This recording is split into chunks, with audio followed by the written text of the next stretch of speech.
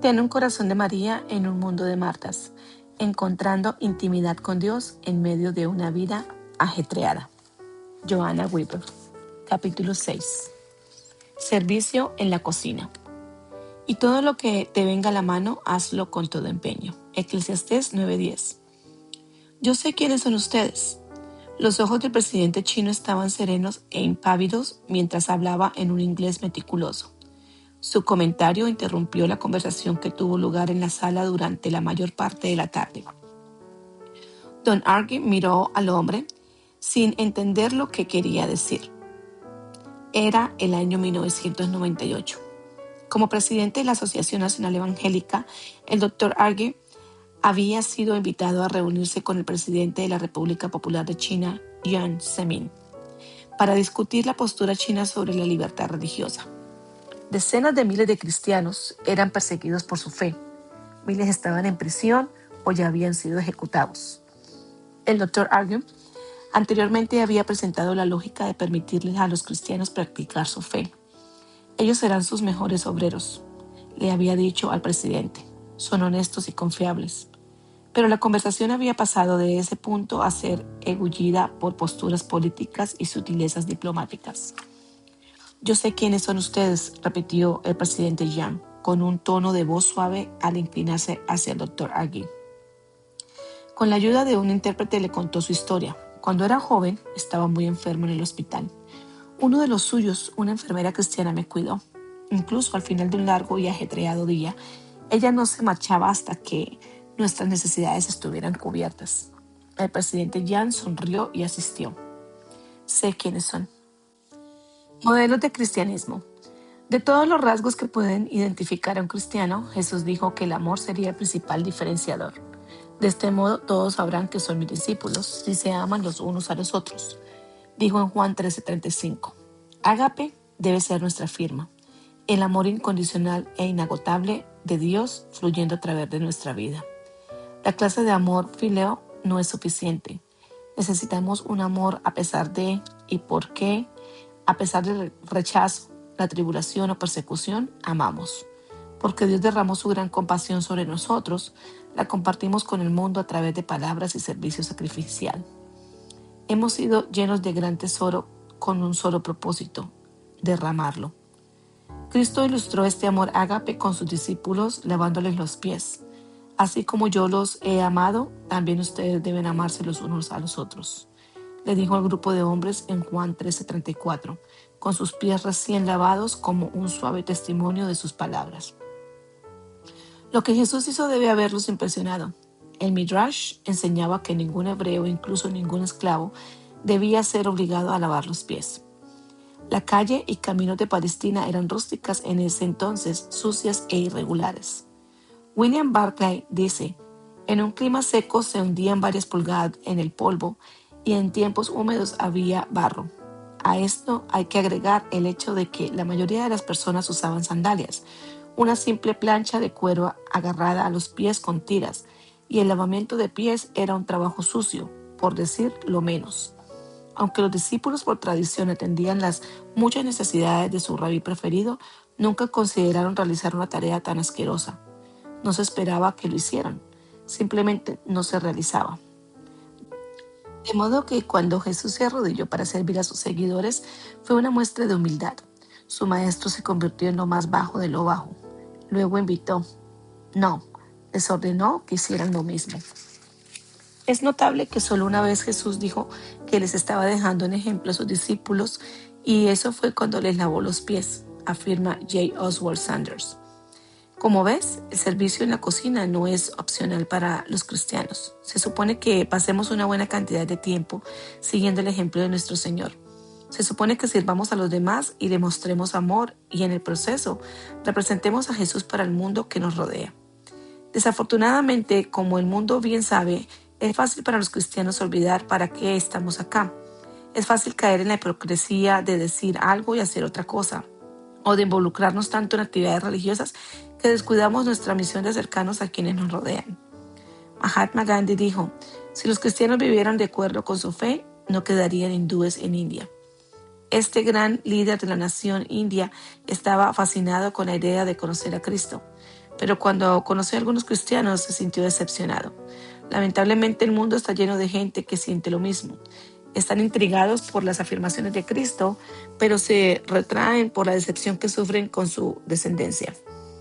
No mires a las personas, solemos decirles, solo mira a Jesús.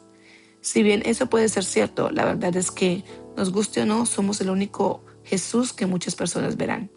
Dwight Earl Moody lo expresa de este modo: de 100 hombres, uno leerá la Biblia, los 99 restantes leerán a los cristianos. El apóstol Pablo comprendía la responsabilidad de representar a Cristo ante la gente. En más de 9 ocasiones en el Nuevo Testamento escribe algo del estilo: síganme así como yo sigo a Cristo. Aquí hay algunas. Por tanto, les ruego que sigan mi ejemplo. 1 Corintios 4:16. Pongan en práctica lo que de mí han aprendido, recibido y oído, y lo que han visto en mí. Filipenses 4:9. Imítenme a mí como yo imito a Cristo. 1 Corintios 11:1. En versículos como estos, Pablo no solo está animando a la gente a replicar su propia vida, sino a vivirla de un modo que sean modelos de Cristo. Él afirma en 1 Tesalonicenses 1:6-7: ustedes se hicieron imitadores nuestros y del Señor. De esta manera se constituyeron en ejemplo para todos los creyentes. No existían las Biblias de los Gedeones en la iglesia del Nuevo Testamento. No había Biblias de ningún tipo, excepto las escrituras hebreas. La única evidencia de este camino nuevo venía en la forma de epístolas vivientes, que caminaban, respiraban y llenaban las reuniones de la joven iglesia y se esparcían por las calles. Ustedes son una carta de Cristo, les recuerda Pablo a los cristianos en Corinto, escrita no con tinta, sino con el Espíritu de Dios viviente, no en tablas de piedra, sino en tablas de carne, en los corazones. 2 Corintios 3:3. Ustedes son una carta conocida y leída por todos, según Pablo. Lo mismo es una verdad de nosotros hoy. Somos la carta de amor de Dios al mundo. Fuimos apartados con un propósito: comunicar su gloria a un mundo perdido que muere. Vida fructífera. Una vez escuché sobre un hombre al que le gustaba experimentar en su jardín. Siempre estaba haciendo un híbrido de esto o de aquello. Su máximo logro fue un árbol que él había ensamblado. En parte era un ciruelo, parte damasco y parte durazno. Era la mezcla más extraña que jamás hubiera visto. Pero ese árbol tenía un gran problema. Oh, sí, estaba vivo. Crecía bien, las hojas estaban allí. De vez en cuando, en primavera solía florecer, pero nunca dio ningún fruto. Juan el Bautista observó el mismo fenómeno en la vida de muchos de sus seguidores judíos. No escatimó palabras para advertirles sobre la falta de fruto en sus vidas. Tampoco mezcló peras con manzanas.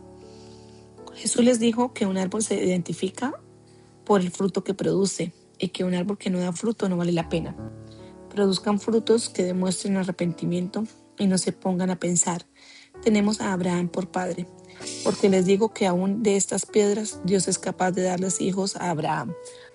Juan estaba reprendiendo a los judíos por creer que su ADN, su estirpe, era suficiente para agradar a Dios. No era suficiente que fueran hijos de Abraham, les dijo. También ellos necesitaban vivir como el pueblo escogido, llevar frutos dignos de su linaje. Si no lo hacían, Dios estaba preparado para encontrar a quienes estuvieran dispuestos a hacerlo. El hacha ya está puesta a la raíz de los árboles, y todo árbol que no produzca buen fruto será cortado y arrojado al fuego. Lucas 3:9. De la misma forma, no es suficiente llamarnos cristianas. Debemos vivir como tales. No todo el que me dice Señor, Señor entrará en el reino de los cielos, sino solo el que hace la voluntad de mi Padre que está en el cielo. Mateo 7:21. Los manzanos dan manzanas, los ciruelos dan ciruelas. Si nos llamamos cristianas, nuestra vida debería ser inconfundible y evidentemente como la de Cristo. El fruto sucede. A lo largo de toda la palabra de Dios se emplea la analogía del fruto. Los 4 evangelios incluyen la imagen de Cristo como la vid y las ramas. De los 27 libros del Nuevo Testamento, 15 mencionan las clases de fruto que debemos dar en nuestra vida, incluyendo el fruto de nuestros labios. Ofrezcamos continuamente a Dios por medio de Jesucristo un sacrificio de alabanza, es decir, el fruto de los labios que confiesan su nombre. Hebreos 13:15. El fruto de nuestras obras, para que vivan de manera digna del Señor, agradándole en todo. Esto implica dar fruto en toda buena obra, crecer en el conocimiento de Dios. Colosenses 1:10. El fruto de nuestras actitudes. En cambio, el fruto del Espíritu es amor, alegría, paz, paciencia, amabilidad, bondad, fidelidad, humildad y dominio propio. Gálatas 5:22 y 23. ¿Y cómo puedo estar segura de que mi vida está produciendo esa clase de fruto? No es tan difícil, de veras. El fruto no es algo que tú puedas fabricar en tu vida. El fruto sucede. Estás conectada a la vid y rápidamente das calabacines, toneladas y toneladas de calabacines. Tienes un montón de calabacines para compartir. Al permanecer en esa íntima relación con Cristo de la que hablamos en el capítulo 5, algo increíble sucede. Comenzamos a amar como nunca hemos amado. Nuestra vida cambia y nos convertimos en ejemplos dignos de imitar. Comenzamos a producir fruto jugoso, exquisito para chuparse los dedos. El fruto en nosotros le dice al mundo quiénes somos y cómo es nuestro Dios, aun cuando estamos aisladas lavando los platos en la cocina. Alegría en la cocina. Nicolas Herman nació en la región de Lorraine, en Francia, a mediados del siglo XVII. Sin haber recibido educación, trabajó por un tiempo como lacayo y luego como soldado. A los 18 años, Nicolás experimentó un despertar espiritual y desde ese momento su vida tuvo un solo objetivo: caminar en la presencia de Dios. En 1666 se unió al monasterio de los Carmelitas en París. Allí sirvió como hermano laico hasta que murió a los 80 años de edad, lleno de amor y años, honrado por todos los que lo conocían. Quizá lo reconozcas mejor por su nombre carmelitano, hermano Lorenzo. Una colección de cartas que escribió fueron compiladas en el libro La práctica de la presencia de Dios. Aunque el hermano Lorenzo nunca tuvo la intención de que se publicara su correspondencia, este pequeño libro vendió millones de copias, desafiando a los cristianos de todos los siglos a caminar más cerca de Dios. Es una imagen de una vida devota a Dios, una vida realmente fructífera, una del corazón de María en un mundo de Martas. El influyente libro del hermano Lorenzo ilustra bellamente cómo opera el proceso de dar frutos en nuestra vida. Muestra con sencillos pero certeros detalles que no solo cuenta lo que hacemos por Cristo, sino cómo lo hacemos. Él no aprendió el secreto de la fructificación sentado en un poste como Simeón el estilita. Lo aprendió en una cocina, sí, una cocina. Cuando el hermano Lorenzo se unió al monasterio, esperaba pasar sus días en oración y meditación. En cambio, le asignaron cocinar y limpiar, una posición por la cual admitió tener gran aversión.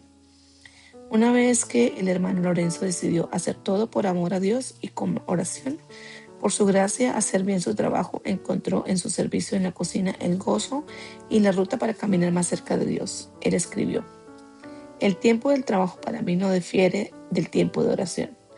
Y en el ruido y el bullicio de mi cocina, mientras las personas piden diferentes cosas al mismo tiempo, yo conservo una paz y tranquilidad en Dios como si estuviera arrodillado ante el bendito sacramento". Qué objetivo tan significativo estar tan en sintonía con la presencia de Dios que lavar los platos se convierta en un acto de adoración. Que todos los momentos de nuestra vida se enciendan con esa flama divina, sin importar los rutinarios o cotidianos que sean. Recuerda que cuando Jesús reprendió a Marta, no estaba rechazando su acto, sino su actitud. Le reprochó a Marta no por su solícito servicio de amor, sino por permitir que ese servicio la irritara, agitara y absorbiera, dice el escritor Charles Grierson. El servicio sin espiritualidad es agotador y desesperanzador, así como la espiritualidad sin servicio es estéril y egoísta. Necesitamos unir espiritualidad y servicio para hacerlo todo como para el Señor. Cuando lo logramos, algo así ocurre en nuestro trabajo en la cocina. Los fregaderos se convierten en santuarios, las escobas limpian suelo santo y las tareas diarias que solían aburrirnos o cansarnos se convierten en oportunidades para expresar nuestra gratitud. Servir como Jesús. Nuestra santificación, dijo una vez el hermano Lorenzo, no depende de cambiar nuestras obras, sino de hacer por amor a Dios lo que comúnmente haríamos por nosotros mismos. La patrulla de la cocina de Dios. ¿Quieres servir a Dios pero no tienes claro qué hacer? Tal vez los siguientes consejos sean la chispa que encienda una idea en tu corazón sobre cómo puedes servir a Dios, sirviendo a sus hijos. Una vez que comiences, verás que las oportunidades son infinitas. Únete al servicio secreto de Dios. Encuentra maneras de servir en anonimato, enviando una nota de aliento, dejando un plato de comida en un vestíbulo, apadrinando a un niño para un campamento, pagando la cuenta de electricidad de alguien. Da un vaso de agua en su nombre. Ofrécete como voluntaria para dar de beber en un evento deportivo, repartiendo paletas heladas en el parque los días calurosos, poniendo un puesto de refrescos para viajeros sedientos en una parada de descanso. Busca tu ángel desprevenido. Dios con frecuencia pone personas necesitadas en nuestra vida a las que quiere que sirvamos. En vez de resistirnos, aceptemos a esa persona como una misión divina y amémosla como el Señor. Consuela con el consuelo que has recibido. A menudo servimos mejor en un área en la que hemos atravesado un dolor. Si eres sobreviviente de cáncer, puedes dar esperanza y apoyo a alguien que haya sido recientemente diagnosticado. Si has pasado por un duelo, seguro tienes palabras que el doliente necesita escuchar. Todo lo que te venga a la mano, hazlo con todo empeño. Eclesiastés 9:10. Durante 3 años y medio, Jesús de Nazaret hizo precisamente esto.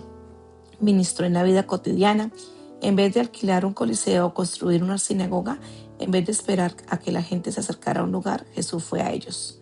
Él tomaba tiempo para atender a las necesidades de las personas. Nuestro Salvador se detuvo para sanar a la mujer con flujo de sangre. Se tomó la tarde libre e hizo lugar en su regazo para los niños. Confrontó a los hipócritas religiosos y consoló a las almas abatidas. Cada experiencia particular cuando la oportunidad surgía. Y es exactamente esa clase de ministerio espontáneo que Dios nos confía a ti y a mí. Parece que Él no hace nada por sí mismo o que pueda delegarles a sus criaturas. Escribe C.S. Lewis. Él nos manda a hacer lenta y torpemente lo que Él puede hacer perfectamente en un abrir y cerrar de ojos.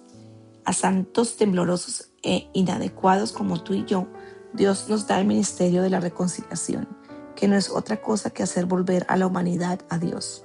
Una tarea en verdad poderosa, pero no es imposible cuando la tomamos un día a la vez, siguiendo el ejemplo que Jesús nos dejó y que el hermano Lorenzo imitó. Veo 3 principios sencillos de ministerio en la vida de Cristo que pueden mostrarnos cómo vivir nuestro servicio en la cocina. Jesús ministraba cuando iba de camino. Jesús ministraba saliendo del camino. Jesús ministraba en toda clase de camino. Cuando vamos de camino, primero que todo, Jesús estaba disponible. Ministraba cuando se le necesitaba, cuando iba de camino. Liberó a un hombre poseído por los demonios cuando pasaba por la región de los Gadarenos. Mateo 8:28-34. De viaje a Capernaum aprovechó el tiempo para enseñar a sus discípulos. Marcos 9:33-37. Mientras regresaban de Decápolis, sanó enfermos y resucitó muertos. Lucas 8:40-56.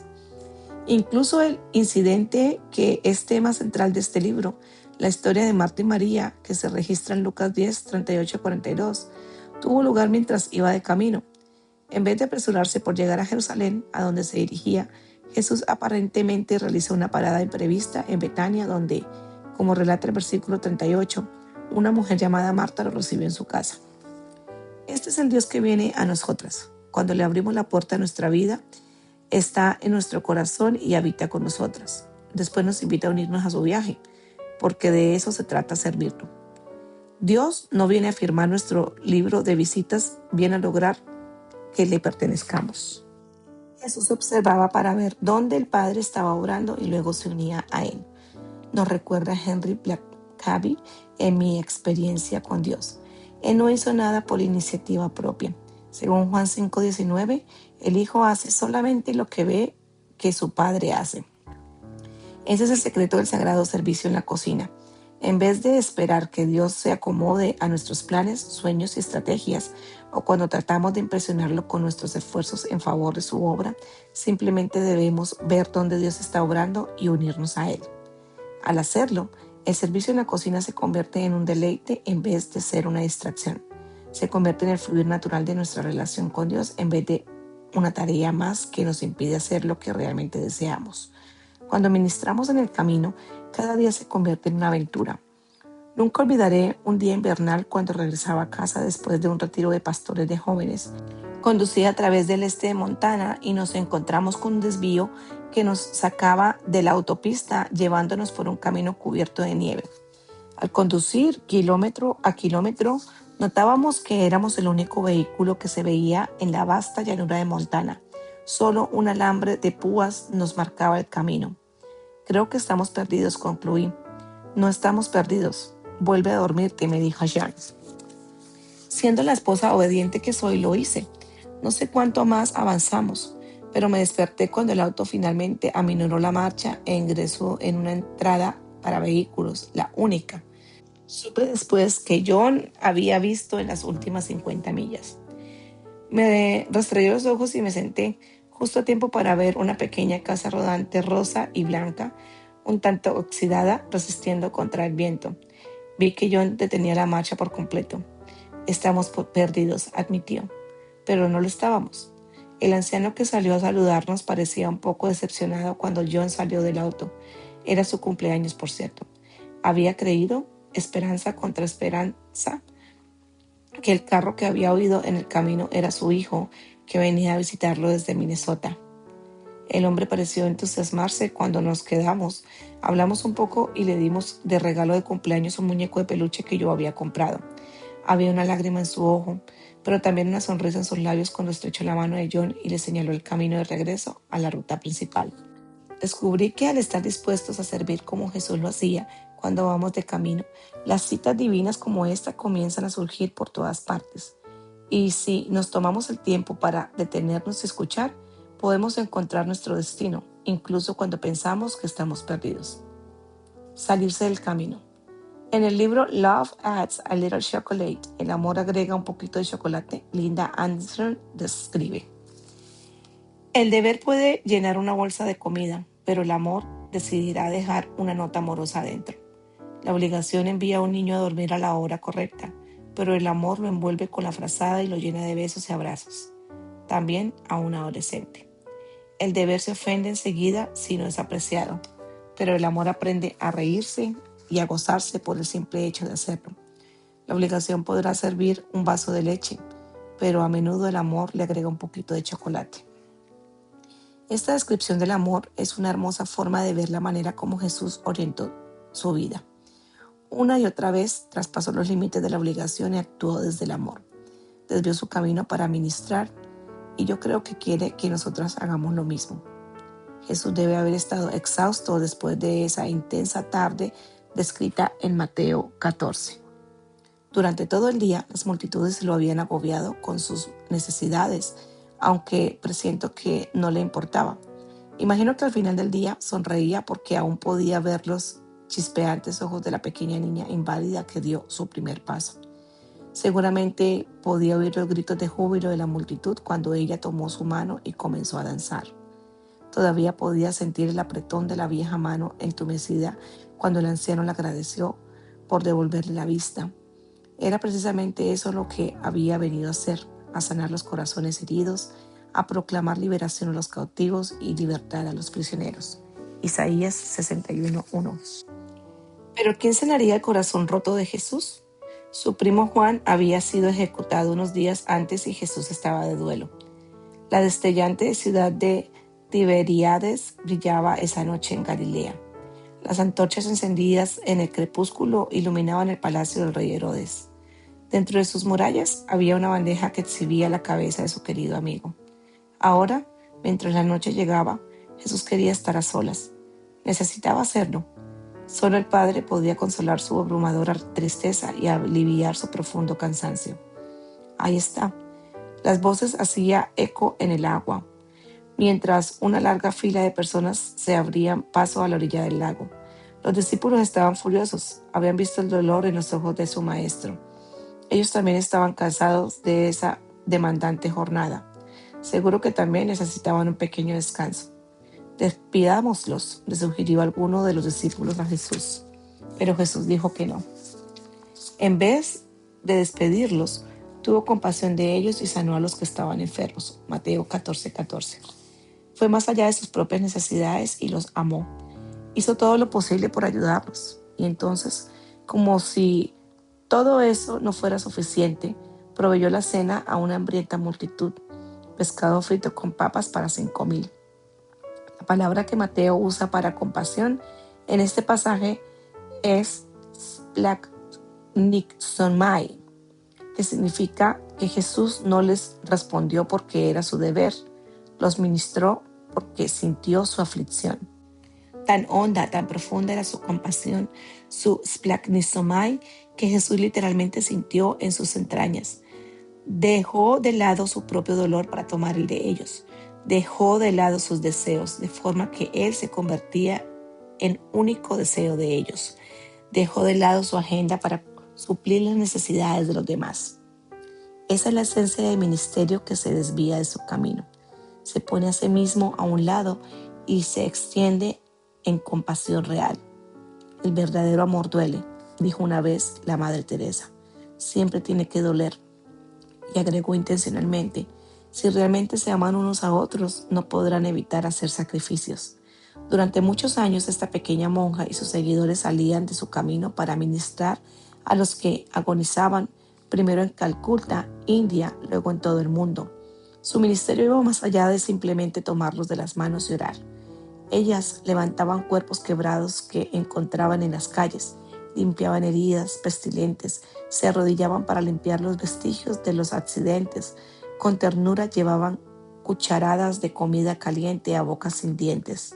Ahora que la Madre Teresa se ha ido de esta tierra, sus misioneras de la caridad continúan la obra que ella empezó, obra que una y otra vez se sale de su camino con tal de amar y servir a los demás. ¿Por qué lo hacen? Si les preguntas, seguramente responderán clara y confiadamente porque Jesús lo hizo. Y nosotras también debemos hacerlo.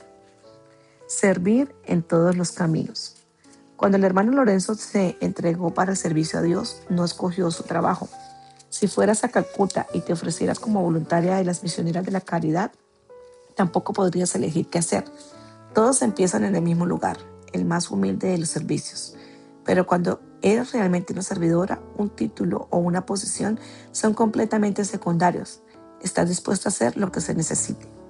Jesús no tenía una oficina lujosa en Jerusalén con una placa dorada en la puerta que decía Mesías. No tuvo un campo de varias hectáreas donde establecer la base de su ministerio. Él ministraba mientras iba de camino, en su camino, y algunas veces se salía del camino. Es decir, lo hacía de todas maneras y en todos los caminos posibles. Creo que es importante observar esto cuando hablamos del servicio en la cocina, especialmente en esta era de estudios motivacionales sobre el talento. En las últimas 2 décadas han surgido muchos libros, seminarios y otros recursos educativos diseñados para ayudarnos a descubrir nuestros dones naturales y espirituales.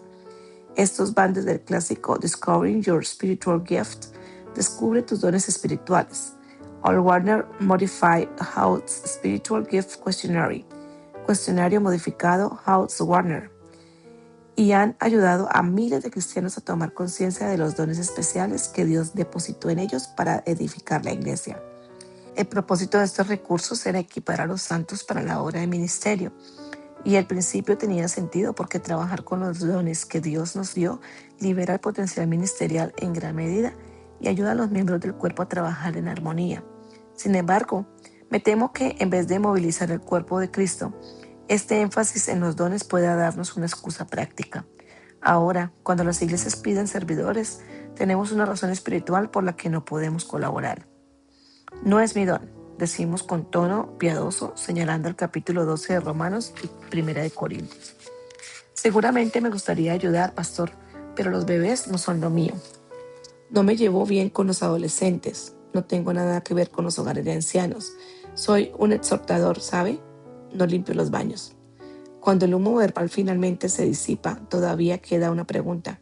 ¿Qué es exactamente lo que sí hacemos? No quiero minimizar la importancia de entender nuestras fortalezas y debilidades. Todavía nos queda mucho por aprender acerca de los dones ministeriales que Dios le da a la iglesia y sobre nuestra parte en el cuerpo de Cristo, como se enseña en Romanos 12. Además, como ya dijimos, una necesidad no es necesariamente un llamado, y nadie es llamado a hacer todo. Por esa razón es que siempre debemos comenzar con disfrutar de la intimidad de la sala, pasar tiempo con el Señor y preguntarle qué quiere que hagamos. Hasta donde sé, el mismo capítulo de Romanos que enumera los dones espirituales también deja en claro que todos somos llamados a servir, más allá de nuestros dones específicos. Podemos tener o no el don de la hospitalidad, pero todos somos llamados a practicar la hospitalidad. Podemos tener o no el don de dar, pero todos somos llamados a servir a los hermanos necesitados. En vez de elegir oportunidades ministeriales basadas únicamente en nuestros talentos e intereses, escribe Jack Hoey en Discipleship Journal, Diario del Discipulado, estamos directamente llamados a dedicarnos por completo a la obra del Señor. Eso fue lo que hizo nuestro Salvador. Ministró a donde fue y de muchas formas. Se detuvo para conversar con una mujer sola. Contó historias a los niños y les cocinó un pescado a sus discípulos. Cenó con publicanos y pecadores. Incluso llamó a uno de ellos a descender de un árbol para tener un tiempo de comunión y coinonía. En vez de salvar su vida, Jesús la entregó y le indica a sus seguidores que hagan lo mismo. Cuando rendimos nuestra vida para que Dios nos use, no siempre elegimos el momento, el método o el lugar donde ministrar. De hecho, a veces podemos encontrarnos haciendo nada, excepto orar y esperar la guía de Dios. También le sirve quien inmóvil espera, escribió el gran poeta inglés John Milton. Frustrado por la limitación de haberse quedado ciego, Milton luchaba con un sentimiento de inutilidad. Sentía que Dios no podía usarlo, pero como el poeta descubrió, la clave no está en nuestra actividad, sino en nuestra receptividad a la voz de Dios y nuestra disposición para que nos use en cualquier forma que Él nos diga. Cuando le llevamos nuestra disposición al servicio, siempre nos señalará algo que podemos hacer, y esa tarea siempre tendrá algo que ver con el amor. Pasión, compasión y poder. Una verdadera pasión por Dios naturalmente dará como resultado compasión por la gente. No podemos amar al Padre sin amar a sus hijos, incluso cuando ellos no son demasiado amables. En su hermoso libro Love Beyond Reason, Un amor más allá de la razón, John Ortberg cuenta la historia de Pandy, una muñeca de trapo de su hermana. Había perdido casi todo el pelo, le faltaba uno de los brazos, y hablando en términos generales, todo el relleno se le había salido, pero era la muñeca favorita de su hermana. Una vez Pandy, la muñeca, se perdió en el camino de regreso a las vacaciones familiares y el papá de Ortberg condujo de nuevo hasta Canadá para encontrarla. Éramos una familia devota, escribe Ortberg. No una particularmente inteligente quizá, pero sí muy devota. Encontraron a Pandy en el hotel, envuelta en sábanas en el lavadero, a punto de ser lavada hasta morir. ¿Qué hacía que la muñeca fuera tan valiosa para toda la familia? No era su belleza, por cierto. Era el hecho de que la hermanita de John la amara tanto. Si la amabas, naturalmente también amabas a Pandy también. Lo mismo sucede con nuestro Padre Celestial. Como hijas tenemos defectos y heridas. Estamos quebrantadas y a menudo torcidas. Todos somos como muñecas de trapo, pero las muñecas de trapo de Dios, escribe Ortberg. Y dejó en claro que servirlo a Él incluye servir a los que Él ama. Ámenme y amen a mis muñecas de trapo, dice Dios. Es el combo completo, escribe Ortberg. Creo que, por esta razón, en Hechos 3, Pedro y Juan no podían pasar de largo y dejar al paralítico sentado a la puerta del templo de la Hermosa. Cuando vieron al muñeco de trapo doblado, no vieron a un paralítico, sino que vieron a un hijo de Dios. Por eso lo amaron, por eso quisieron ayudarlo. Su pasión por Dios desbordaba en una compasión por uno que estaba en necesidad. Pero en vez de ofrecerle dinero, le dieron algo mucho más valioso, algo que necesitamos recordar cuando ofrecemos un servicio compasivo. No tengo plata ni oro, le dijo Pedro. Después, con toda la pasión y poder del Espíritu Santo que estaba dentro suyo, agregó, pero lo que tengo te doy. En el nombre de Jesucristo de Nazaret, levántate y anda. Hechos 3:6. ¿Lo ves? La compasión es solo el comienzo de lo que tenemos para ofrecerle a la gente que Jesús ama. Después de todo, el mundo está lleno de obras de caridad. Hay personas y fundaciones que dan dinero y tiempo y hacen cosas increíbles en favor de los pobres. Y sé que ese tipo de compasión complace el corazón de Dios, incluso cuando viene de parte de no cristianos. Pero no era la caridad de Pedro lo que ese paralítico necesitaba.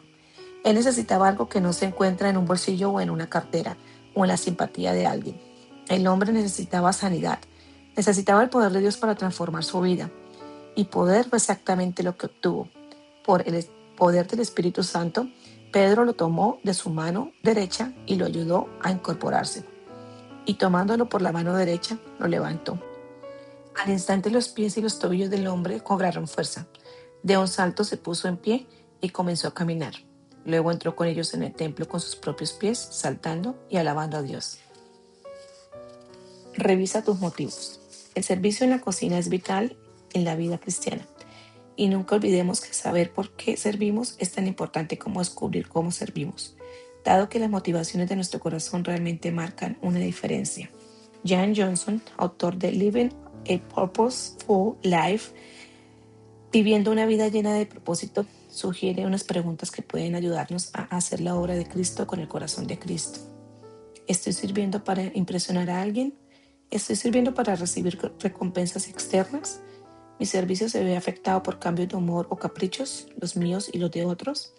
¿Estoy utilizando el servicio como una forma de sentirme bien conmigo? ¿Estoy usando mi servicio para aplacar la voz de Dios que me demanda un cambio? La gente se fija en las apariencias, pero yo me fijo en el corazón. 1 Samuel 16:7. Lo que tenemos para ofrecer. Y eso, más que ninguna otra cosa, es lo que el mundo precisa de nosotros. Ya escucharon los sermones televisivos, ya vieron los edificios de nuestras iglesias y leyeron nuestros anuncios. De lo que tienen hambre es de la gloria manifiesta de Dios. Algo mayor que ellos, algo mayor que nosotros. Quieren ver a Dios. Siempre ha sido así. Pablo se refería a la misma realidad cuando escribió en 1 Corintios 2, 4 al 5. No les hablé ni les prediqué con palabras sabias y elocuentes, sino con demostración del poder del Espíritu, para que la fe de ustedes no dependiera de la sabiduría humana, sino del poder de Dios. El mundo ha tenido suficiente de la sabiduría del hombre. Si todo lo que tu vecina necesita fuera un poquito más de conocimiento, encontraría las respuestas a todas las preguntas de la vida en el show de Oprah. Si todo lo que tu cuñado necesita fuera un consejo, podría recibirlo de sus compañeros de trabajo o de internet. Pero lo que no puede obtenerse de esa forma es lo que realmente necesita, una nueva vida. Si la sabiduría humana fuera suficiente para resolver los problemas del mundo, ya hubiéramos terminado con la guerra, el hambre y las enfermedades, y no tendríamos necesidad de Dios. Obviamente eso no ha sucedido. El mundo todavía está inmerso en conflictos, todavía se consume por el vacío físico y espiritual, todavía está herido, desfalleciendo, todavía está desesperado por la clase de sanidad que solo Dios puede ofrecerle. Entonces, sería una buena opción que cada uno nos detuviéramos periódicamente en medio de nuestro servicio y nos preguntáramos, ¿en qué me estoy apoyando? ¿A los pies de quién estoy llevando a la gente?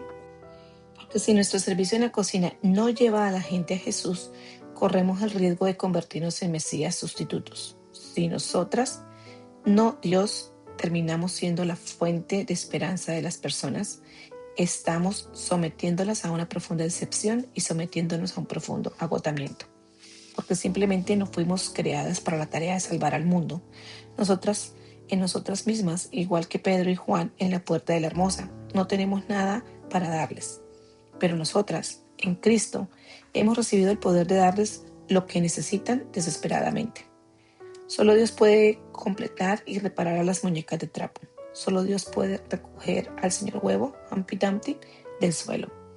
Nuestro trabajo es ser las emisarias para esa muñeca de trapo, porque estamos formadas a la semejanza de Dios, llenas de su amor y dotadas de su poder, con el privilegio de compartir un Padre amoroso con nuestro mundo huérfano. Que se nos salga por todas partes. Se cuenta la historia de un jovencito que se acercó a un evangelista después de una campaña de avivamiento. Disculpe, señor, dijo el joven amablemente. Usted dijo que todos debían pedirle a Jesús que entre en su corazón, ¿verdad? Es correcto, hijo, respondió el evangelista, agachándose para mirarlo a los ojos. ¿Tú lo invitaste a entrar en el tuyo? Bueno, me gustaría hacerlo, dijo el niño, levantando polvo con la punta de su pie en la tierra antes de volver a mirar al evangelista. Pero estoy pensando, yo soy tan pequeño y Jesús es tan grande que se me va a salir por todas partes. Esa es la idea, hijo, esa es la idea, dijo el evangelista con una sonrisa. No sé tú, pero yo quiero que Jesús sea tan evidente en mi vida que la gente no solo me considere una buena persona, moral y llena de buenas obras. Quiero que mi relación con Dios sea tan real y viva como la de los apóstoles Pedro y Juan, que la gente no pueda evitar notarlo. ¿No sería hermoso que se dijeran de nosotras palabras como las de Hechos 4:13? Los gobernantes, al ver la osadía con que hablaban Pedro y Juan, y al darse cuenta de que eran gente sin estudios ni preparación, quedaron asombrados y reconocieron que habían estado con Jesús. Creo que eso era lo que el presidente Jiang Zemin le estaba diciendo a Don Argy al comienzo de este capítulo. Él había tomado nota de la diferencia de una vida cristiana. Había quedado grabado en su memoria. Lamentablemente, a diferencia de Paul Harvey, yo no tengo el resto de la historia de este episodio en particular. Los cristianos chinos todavía siguen siendo perseguidos por su fe. Los funcionarios chinos no dan muestras de suavizar su postura. Pero quién sabe, podría ser la tierna compasión de una mujer, una enfermera china que, mientras iba por su camino, se desvió de su camino y fue en toda clase de caminos, lo que al final cambia el corazón de un presidente y de su país. Una sola cosa es cierta: la causa de Cristo está viva en China por cristianos como ella. Cristianos que se atreven a amar, cristianos que se atreven a servir, cristianos que se atreven a dejar que Jesús se les salga por todas partes. En vez de pelear contra el gobierno durante los últimos 40 años del régimen comunista, los cristianos chinos se consagraron a la adoración y al evangelismo. La misión original de la iglesia, escribe Philip Yancey en su libro What's So Amazing About Grace? ¿Qué es tan asombroso de la gracia? Ellos se concentraron en cambiar las vidas, no en cambiar las leyes. Y algo increíble ha estado ocurriendo en esos 40 años. Había 750,000 cristianos cuando me fui de China, le dijo un misionero veterano experto en China a Yancey. Y ahora se escuchan toda clase de cifras, dice el hombre, pero creo que un número seguro podría ser 35 millones. Una vida realmente puede hacer la diferencia. Tu vida más la mía ya son 2. Mantengámonos conectadas a la vid para llevar fruto. Comencemos a vivir de tal manera que Jesús se nos salga por todas partes. Empecemos a amar de tal modo que la gente pueda señalarnos y decir: sé quién eres, o mejor aún, sé de quién eres, porque ven a nuestro Señor y su amor en nosotros.